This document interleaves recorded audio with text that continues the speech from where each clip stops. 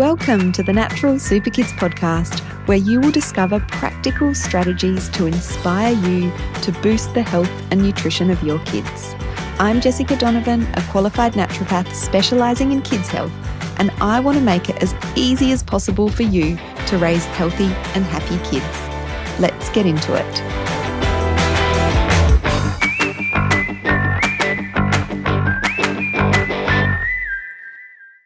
Hey, everybody. Welcome back to the podcast. Jessica Donovan here.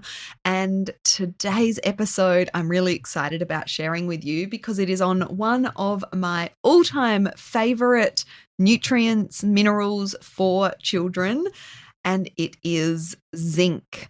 So this is probably the mineral that I prescribe the most for kids because, one, a lot of kids are deficient or have suboptimal levels of zinc, and two, zinc is required for so many different functions in the human body, particularly when it comes to children because of all of the growth and development that is happening. So zinc is needed for all growth and development in the human body. It's involved in over 300 enzyme systems in the body, which is why it is needed for so many critical functions. When it comes to kids' health, zinc is particularly important for their immune function, their gut health, their mood, their behaviour, and of course that all-important growth and development. So kids have a higher demand of zinc compared to adults. They churn through a lot of zinc, particularly during growth spurts. You know, I can really relate to this at the moment as my kids are transforming into adults in the teenage years. There's so much growth and development happening. I feel like my 14 and a half year old is getting bigger and bigger every single morning when I see him. And this is why so many of the symptoms and the systems that are affected by zinc tend to be a problem for toddlers and teenagers, which you might sort of, pick up as we go through. So let's look at some of the signs and symptoms that can indicate that your child may have low zinc levels. So some of these issues include a decreased growth rate in children, increased susceptibility to colds and other infections. You know, if a child is getting sick constantly and picking up all the infections, I'm thinking about zinc. Do they have enough zinc intake? Can we supplement with zinc? Impaired memory and learning disabilities and poor attention span and delayed cognitive development are all linked to low zinc levels. Of course, many of these things can be caused by other factors as well. So it's not just zinc that is involved in these things, but these are little signs and symptoms or little red flags to really bring your attention to the fact that your child may need some extra zinc. A loss of appetite and fussy eating, and in with that is an impaired sense of taste and smell. These are all really common zinc deficiency symptoms as well.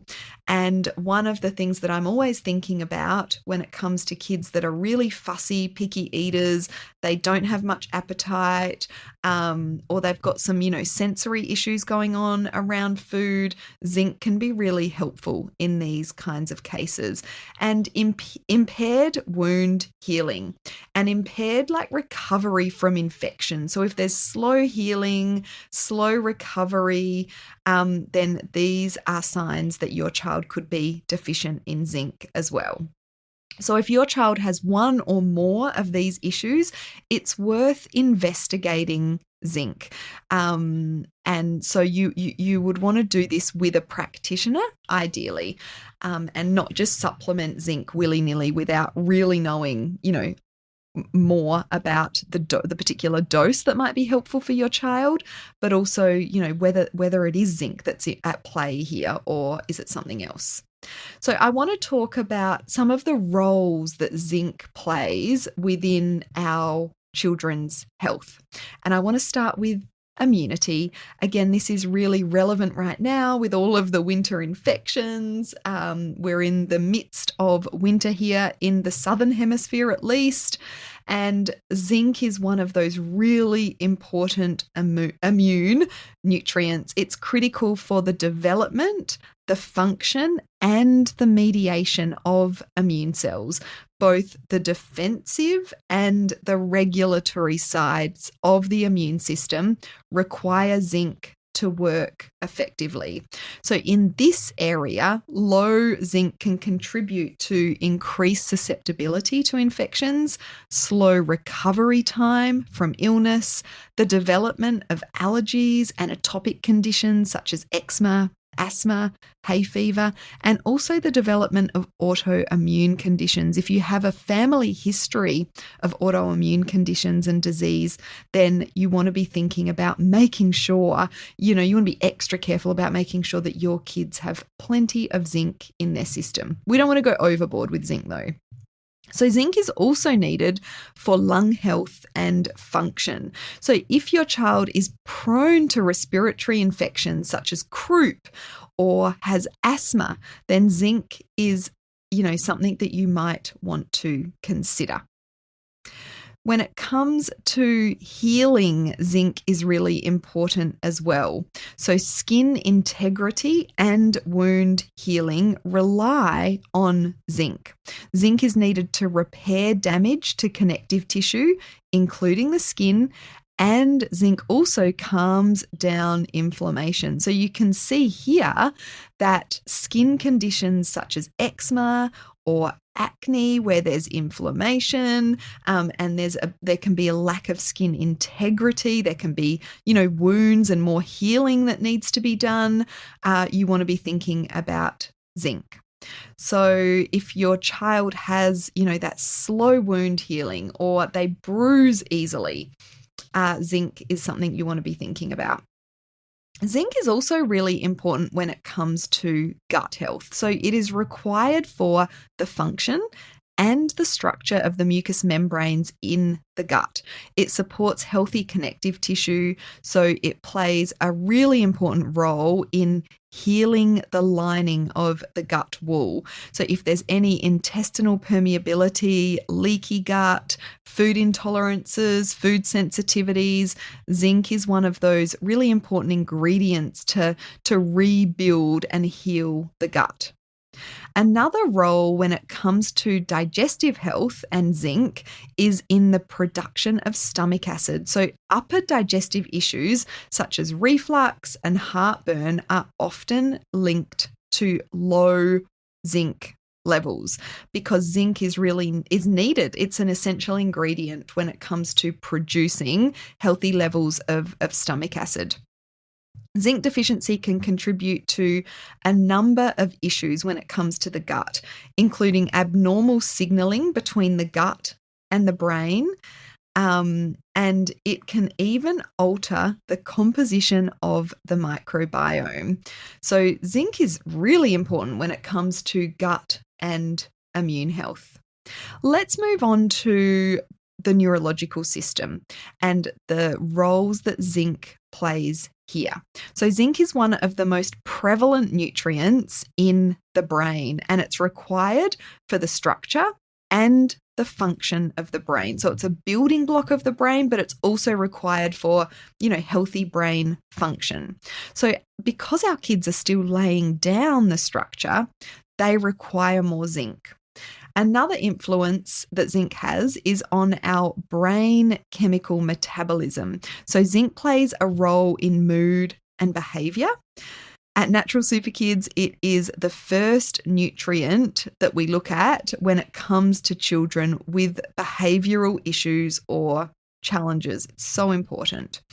And, often these kids will have some fussy eating tendencies as well. So they're, it's all rolled up into this kind of picture that tells us that these kids need more zinc. Low zinc levels are associated with mood issues such as depression and anxiety, and even more minor issues such as frequent tantrums. A healthy level of zinc helps to support calm, happy mood in kids. I think we all want more of that.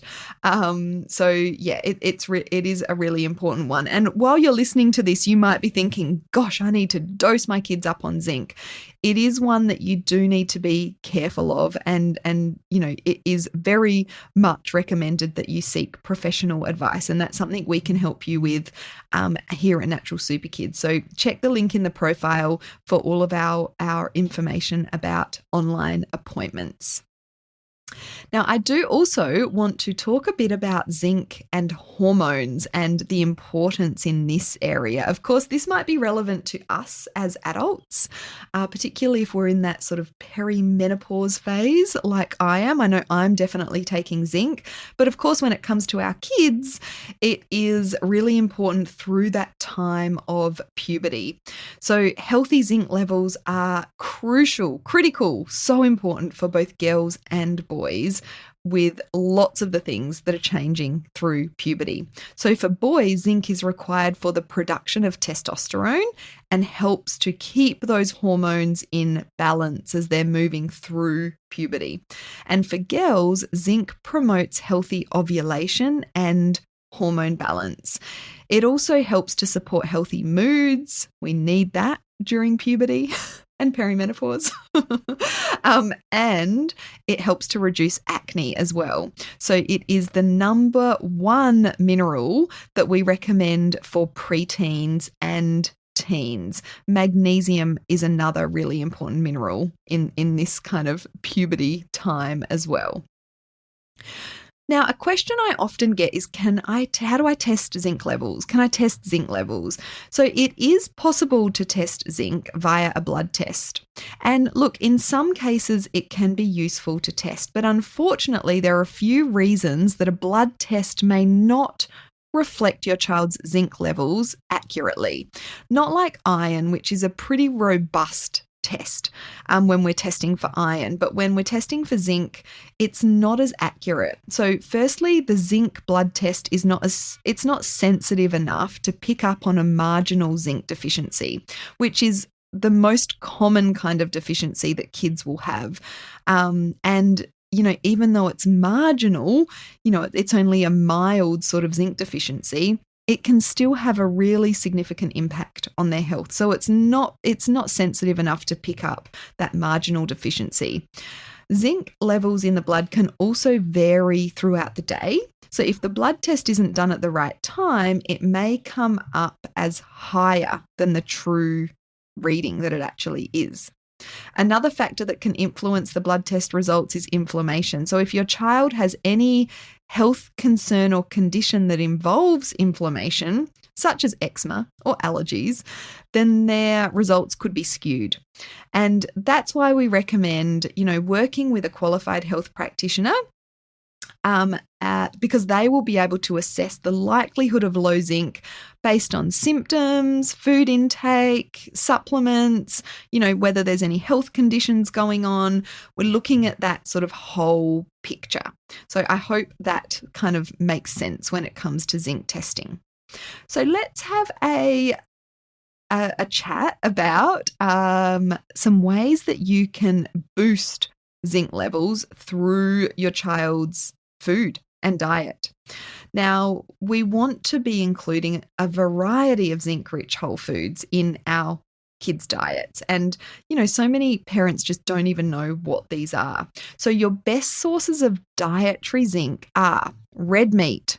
So as well as being high in iron, red meat is high in zinc. So kids that are vegetarian or vegan or fussy with their meat are at a higher risk of a zinc deficiency. And so red meat's a great source of zinc. Shellfish and fish are also good sources of zinc. So mussels, oysters, fish in general contain good amounts of zinc. Eggs are a good source of zinc. Nuts and seeds, particularly pumpkin seeds or pepitas, those little green seeds that don't have really much of a strong taste. So you can blend those up and add them to muffins, or sprinkle them over your kids' porridge cereal. You can leave them chunkier, add them to bliss balls. They're quite versatile. So including more pumpkin seeds or pepitas in your child's diet is a good way to boost zinc, particularly if they're not sort of eating those animal sources, the red meat, the fish, the shellfish, the eggs. Legumes such as lentils, chickpeas, and kidney beans are good sources of zinc, as are whole grains. So things like oats and rye and quinoa and buckwheat and spelt, not the processed grains, but the whole grains that still contain the minerals in them. So they're a good source of zinc as well. So should you supplement with zinc? So getting enough zinc for kids, depending on their eating habits, can be difficult. And the other factor is that many of our soils are now depleted of zinc due to intense farming methods, which means that the zinc content of the food that is grown in that soil is lower than it once was. If your child is vegetarian, vegan, fussy, picky, it's even harder to get enough zinc in. So these are when we might want to consider a supplement. We also would want to consider a supplement, or at least kind of look into supplementation with the help of a practitioner if they're showing any of those signs and symptoms that I talked about earlier on in the episode. So if you are looking for a supplement, as I said, it's best to work with a practitioner, but I always want to give you some really practical things that you can do straight away. So if you're looking for a supplement, I recommend going for an amino acid chelate form of zinc. So it might say just zinc chelate, or it might say zinc amino acid chelate. So this form is just more easily absorbed. It's bound to an amino acid, and that amino acid helps it move across the intestinal wall and into the bloodstream. Now, the dose of zinc really does depend on your child's intake and their needs, but if you suspect that they could do with some extra zinc, you could get started with a high quality multivitamin, and you want to be looking for a decent multivitamin will have around 10 milligrams of zinc per serve, which is a really good starting point for an average child aged somewhere between 4 and 12. So many of the really well-known multivitamins, the gummy vitamins, will only have like 1 or 2 milligrams of zinc in them. So they're not great sources. I know that the Metagenics Multicare for Kids, which is a great practitioner brand powdered multivitamin, contains 10 milligrams of zinc per serve. You can get zinc supplements as standalone, or you can get like zinc mixed with some other minerals, or zinc and vitamin C. So 10 milligrams of zinc is a good sort of starting dose, as I said, for kids aged 4 to 12. But your child may need more, or there may be something else going on that's leading to issues with immunity or some of the other things that we've talked about, which is why it's always best to get some support from a practitioner. Now, if you're in our Natural Super Kids Club, you can get support in terms of dosages and recommendations for high quality practitioner products in there as well. If you're not, you can look at our consultation options. We do offer an express consultation online, which is just a quick chat where you can get access to some high quality supplements if you're here in Australia or New Zealand. But hopefully this episode has given you a much better understanding of why I love zinc so much for children, and whether your child may need some extra zinc. So I will pop a link to an article that I've written about zinc, which has very similar information as what I've shared today, but does have some links to some of the research that I have talked about in today's episode as well. I would love to hear from you. Send me a message on Instagram. You can find us Natural Super Kids on Instagram. Send me a message and let me know, something that you learned from this episode. I love hearing from people that have listened to the podcast and then reach out on Instagram. Or if you're not on Instagram, you can email me, jessica@naturalsuperkids.com. Love hearing from podcast listeners. Thank you so much for joining me, and I'll be back in your ears with a new episode next week.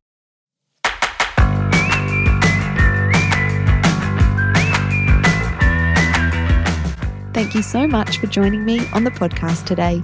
Head on over to our website, naturalsuperkids.com, for the show notes for this episode, as well as a whole heap of inspiration to help you raise healthy and happy kids. I'll see you next week.